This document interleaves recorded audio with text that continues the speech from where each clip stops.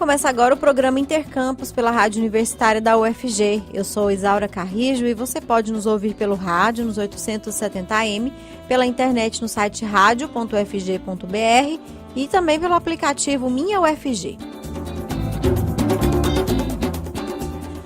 Após encerrar o período de matrícula presencial dos aprovados em primeira, segunda e terceira chamada do SISU 2019, a UFG divulga hoje a relação de cursos da Regional Goiânia, que tem vagas disponíveis para a chamada pública, a ser realizada entre os dias 19 e 22 de março.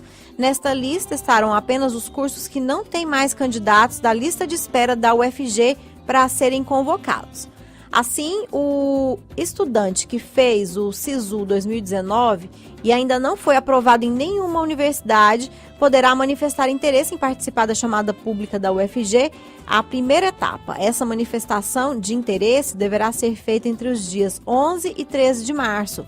A convocação dos candidatos a essa chamada pública será divulgada no dia 14 de março.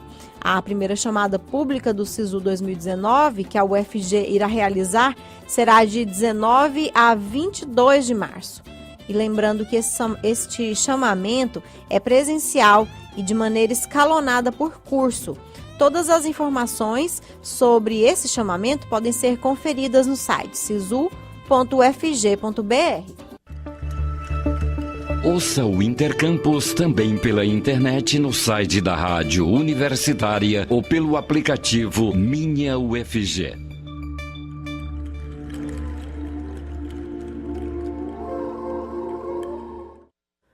Hoje é dia da nossa parceria com a Secretaria de Comunicação da UFG. O jornalista Luiz Felipe Fernandes está na linha para trazer as novidades da semana. Bom dia, Luiz. Bom dia, Isaura. Bom dia ao ouvinte da Rádio Universitária. Hoje, nosso primeiro recado é para os novos estudantes da UFG.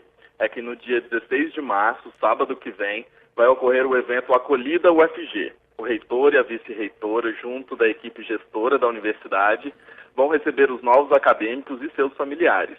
A ideia é proporcionar um momento descontraído para apresentar a UFG para aqueles que estão tendo contato com a instituição pela primeira vez. Além de um bate-papo sobre a UFG, haverá depoimentos de estudantes veteranos e também apresentações artísticas. O evento é gratuito e aberto à comunidade. Repetindo, então, será no sábado que vem, dia 16, a partir das 9 da manhã, aqui no Centro de Eventos do Campus Samambaia. E outro projeto que vai movimentar a UFG aos fins de semana é o Curta o Campus. As datas de 2019 já foram divulgadas. A primeira edição deste ano será no dia 23 de março, um sábado, das 4 da tarde às 10 da noite, no Campus Samambaia. O evento também é de graça e tem como objetivo aproximar a UFG da sociedade. Vão ser oferecidas várias atividades, como futebol, basquete, artes circenses, jogos e brincadeiras. Também haverá apresentações culturais e o gramado entre a Escola de Música e o Centro de Convivência vai estar liberado para piquenique. Ano passado foram realizadas 2 edições do Curta o Campus que foram um sucesso. Esse ano serão 4 edições. Além de março, o evento vai ocorrer em maio, agosto e novembro. E por último, a gente fala da campanha contra o assédio moral na UFG. No dia 27 deste mês, vão ser realizados 2 eventos com esse tema.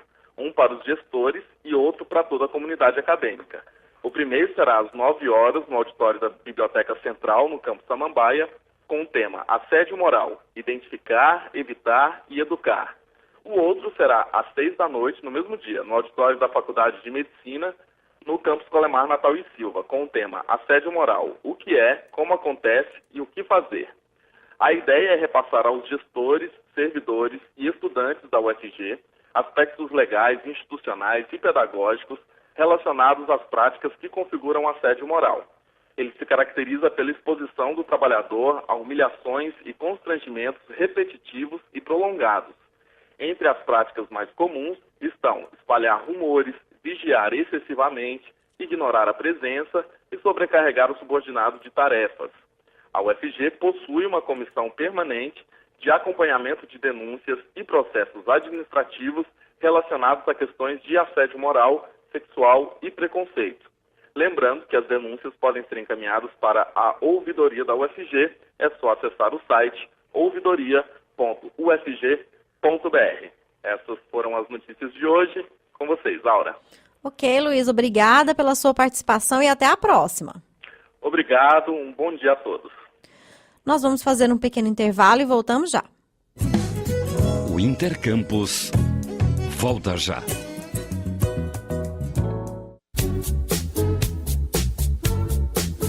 Jornal da 6.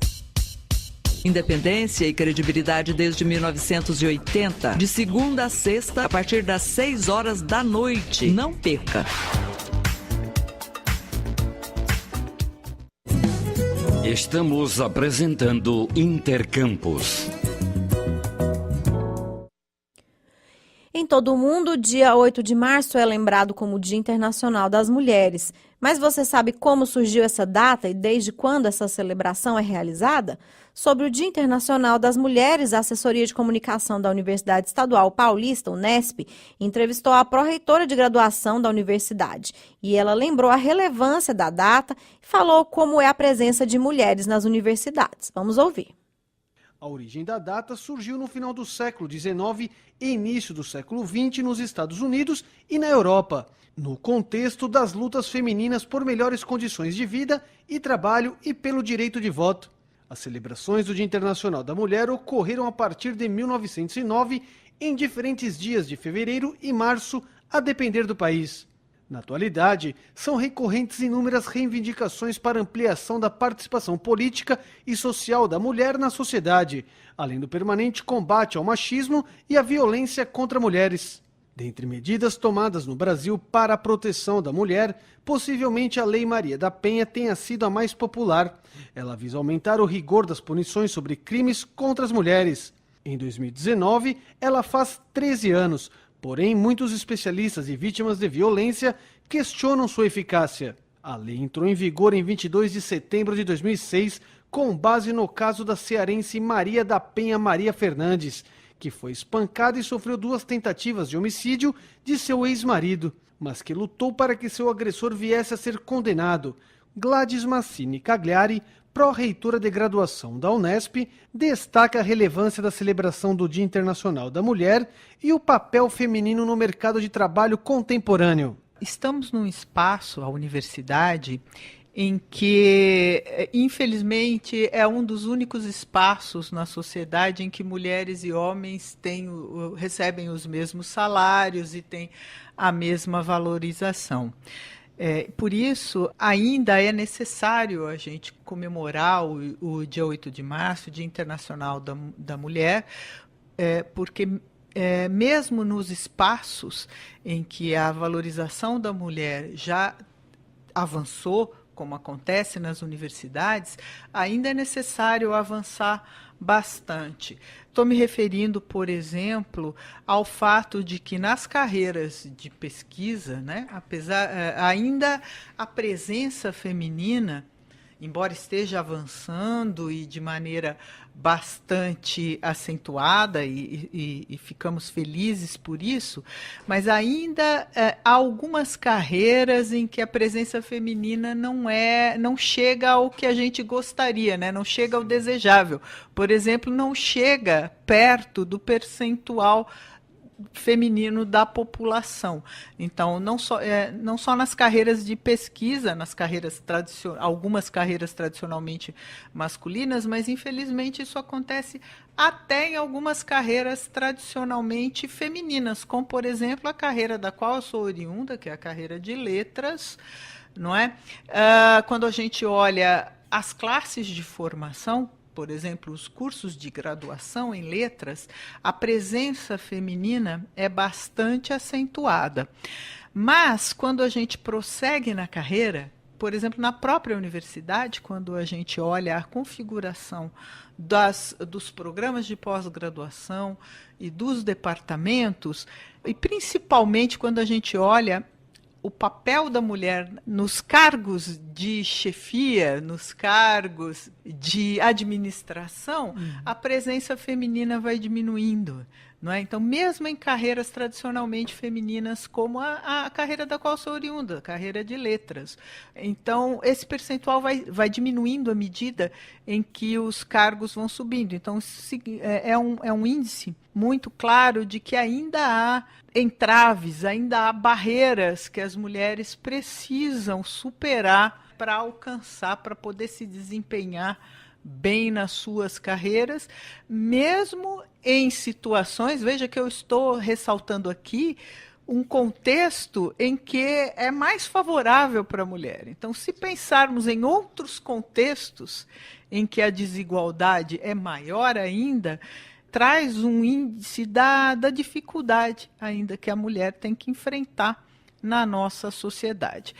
Então, sair desse lugar mais favorável, onde eu comecei, e passarmos para os lugares menos favoráveis, aí a gente vai chegar nos índices alarmantes de violência contra a mulher, e que são todas situações que são necessárias a gente enfrentar, porque a gente gostaria que em todos os lugares da sociedade a gente pudesse conviver, né, com igualdade, né, que fosse uma sociedade igualitária. A gente ainda está muito longe disso. Mesmo nas situações e nas carreiras em que a presença feminina tradicionalmente é marcante, como, por exemplo, na carreira de professor. Não é? Então, mesmo assim, quando eu digo mesmo nessas carreiras em que a presença feminina é importante, é historicamente determinante, até nesses espaços ainda há dificuldades para a mulher. Então, nesse sentido que eu vejo a importância do dia 8 de março, de a gente comemorar o Dia da Mulher. A necessidade de comemoração vem justamente da manutenção das dificuldades e das desigualdades, porque no dia em que as desigualdades não existirem mais, não será mais necessária uma comemoração. E se ela é necessária ainda, é porque as desigualdades persistem. Mas eu gostaria, então, nesse dia, de parabenizar todas as mulheres, né, a todas as nossas companheiras, né, de trabalho, de luta, e dizer que é preciso a gente se manter na luta e com a nossa presença, né, e lutando por ocupar cada vez mais espaço, né, porque a mulher ela traz um olhar, né, diferente, ela traz um olhar que vem dessas dificuldades enfrentadas ao longo da carreira e da vida pessoal, que são importantes que apareçam em todas as situações do nosso cotidiano, né, para que a gente possa cada vez mais e melhor enfrentar essas desigualdades. Renato Coelho, de São Paulo, para o podcast Unesp. O Intercampus volta já.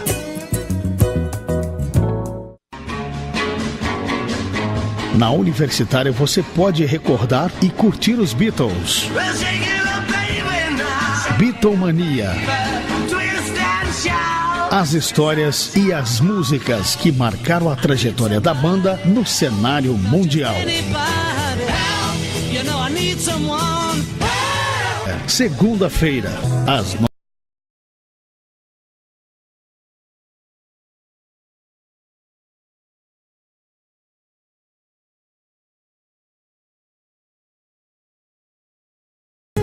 Estamos apresentando Intercampus.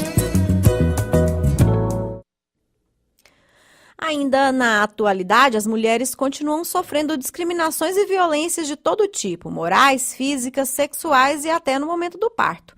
Neste 8 de março, Dia Internacional das Mulheres, a jornalista Ana Flávia Pereira conversou com a doutoranda em Sociologia pela UFG, psicanalista Maíra Soares Ferreira. Ela estuda violência obstétrica. Vamos ouvir. Ainda na atualidade, as mulheres continuam sofrendo discriminações e violências de todo tipo, morais, físicas, sexuais e até no momento do parto. Neste 8 de março, Dia Internacional das Mulheres, o Intercampus conversa com a doutoranda em Sociologia pela UFG, a psicanalista Maíra Soares Ferreira. Ela estuda violência obstétrica. Olá, Maíra, obrigada aí por aceitar nosso convite, conversar com a gente aqui na Rádio Universitária. Obrigada a vocês pela oportunidade, pelo diálogo.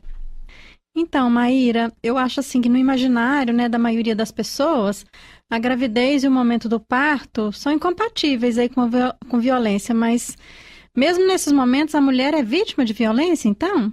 Pois é, exatamente. E essa idealização da gestação, da maternidade, ela está exatamente em função da invisibilidade das violências contra as mulheres de um modo geral. E o que você chama aí de violência obstétrica no seu trabalho de doutorado? Bom, a violência obstétrica, no sentido que está tipificado, são alguns atos que acontecem exatamente no momento que a mulher está em trabalho de parto. No entanto, o que nós podemos observar é que a violência obstétrica, na verdade, é uma punição à sexualidade das mulheres. Então, ela começa desde a menstruação, aquele momento em que a menininha menstrua e já é levada ao ginecologista e, na grande maioria das vezes, introduzida a hormônios sintéticos, né, que são as pílulas anticoncepcionais, e aí todo um processo que, ao invés de levar à autonomia, ao empoderamento e às decisões sobre o seu próprio corpo, é levada à submissão, ao início de uma disciplina, né, de um corpo, como se esse estivesse apenas a serviço da reprodução e, mais especificamente, do fornecimento ao prazer masculino. Nesse estudo que você faz, né, você chegou a ver quais são as consequências dessa violência para as mulheres, né? O que isso pode causar? Sim, as consequências, elas são para as mulheres e para toda a humanidade. Afinal de contas, todos nascemos de uma mulher, certo? Isso mesmo. Não é? Então, as consequências são as mais graves, né? Porque é para todos e para todas, sem discriminação. Agora, para as mulheres, especificamente, falando aí num recorte de gênero mesmo, né? Elas são de todos os tipos também, que começa já num âmbito psicológico. Ela disciplina esse corpo, essa alma, essa mente. Ela é física porque ela vai desde questões como tomar hormônios sem necessidade, até momentos como o parto, que acontecem, inclusive uma manobra chamada epidiotomia, que na verdade é uma mutilação, né, do órgão genital da mulher, já tipificada como crime em muitos países. No entanto, no Brasil é rotina, faz parte de um protocolo médico. Sua consequência é seríssima, porque após esse corte que os médicos e as médicas fazem no períneo da mulher, que é o músculo entre o canal vaginal e o ânus, um corte com bisturi ou com tesoura a frio, enquanto a mulher está em pleno trabalho de parto, sendo que está, pela medicina baseada em evidências, comprovadamente desnecessária, completamente criminosa, quando não há nenhuma necessidade. E aí uma das consequências, por exemplo, é que depois disso os médicos têm que fazer a sutura, ou as médicas. E nessa sutura temos o famoso chamado ponto do marido, que é quando a equipe médica considera que é necessário dar um ponto a mais para que a entrada do canal, a vagina da mulher, fique menor. E isso pode dar mais prazer aos homens e eterna dor às mulheres a cada ato sexual. E aí, no caso, os profissionais, né, homens, mulheres, médicos, médicas, enfermeiros, auxiliares, está todo mundo envolvido nesse processo, então, né? Trata-se de uma má formação desses profissionais? O que está por trás disso, Maíra? Isso, trata-se de uma má formação, e isso não significa apenas uma formação, como é que a gente diz? Uma formação técnica, uma formação, mas também de uma formação cultural, né? Então, quem está envolvido, exatamente todos, desde os profissionais que atendem, né, a mulher, até uma família que concorda, que silencia também, que não consegue lidar com essa questão, que não consegue nomear essa violência, que pelo contrário, diz a mulher, fica quieta mesmo e aceita, agradeça que você está viva, que o bebê também. Tem uma formação médica, uma formação de saúde, que é por sua vez, datada, né? Faz parte de um contexto, ou seja, desde os livros de medicina até as nossas instituições gerais, como educação, religião, família e tal, estão todas dentro de um mesmo sistema escravocrata, patriarcal, colonial, não é? Racial, misógino, etc. É um reflexo da sociedade, na verdade, né, Maíra? Exatamente. A forma de nascer, de parir, é um reflexo da nossa sociedade. E como é que as mulheres podem se proteger neste caso?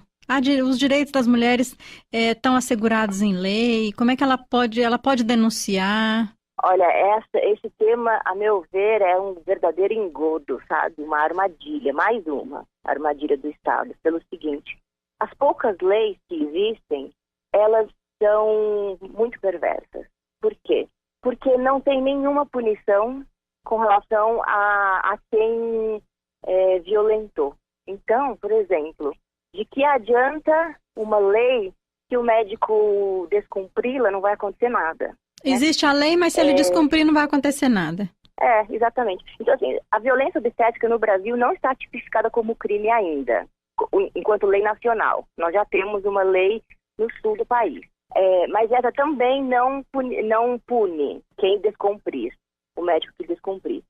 Bom, já temos aí dois problemas, que não tem a lei nacional e a estadual que existe não é verdadeiramente eficaz. Temos leis, por exemplo, que garantem o acompanhamento da doula, que é aquela que está ali para cuidar da mulher, para lembrá-la do que ela quer, para tentar mediar essa situação, essas violências, essas imposições médicas, né? No entanto, agora em janeiro mesmo, o Conselho Médico do Rio de Janeiro, só para dar um exemplo, né, disse que os médicos não podem aceitar o plano de parto, porque o plano de parto tira a autonomia do médico, né? Então, assim, a luta pela autonomia da mulher e do corpo da mulher, ela é parte essencial do nosso capitalismo, entende? Do nosso sistema colonial, escravocrata, capitalista. Nós temos um problema de fundo, né, Maíra? Um problema de fundo muito, muito, muito enraizado em nós. Então, a forma de nos proteger, tomar consciência é um primeiro passo, sem dúvida. Agora, como toda luz tem sua sombra, né, não basta relaxarmos, por exemplo, mas existe a humanização do parto. Não é verdade que isso resolveu ou que isso vai resolver. Então, assim, a minha segunda filha, eu, sinceramente, me protegi não indo para o hospital e nem sequer contratando uma equipe de parto humanizado. Eu me protegi com parteiras tradicionais. Mas, mesmo assim, eu sinto que a maior proteção foi uma coisa muito individual. Foi mesmo um trabalho meu comigo mesma, de pensar que eu teria e tenho que cuidar de mim e parir. Então, assim, exigiu de mim uma confiança muito grande, minha comigo mesma. Agora, quem é que tem acesso a isso, né, Maíra? É pouca gente, né? Exatamente, porque é um acesso não apenas econômico, mas também muito pessoal e, por sua vez, econômico, né?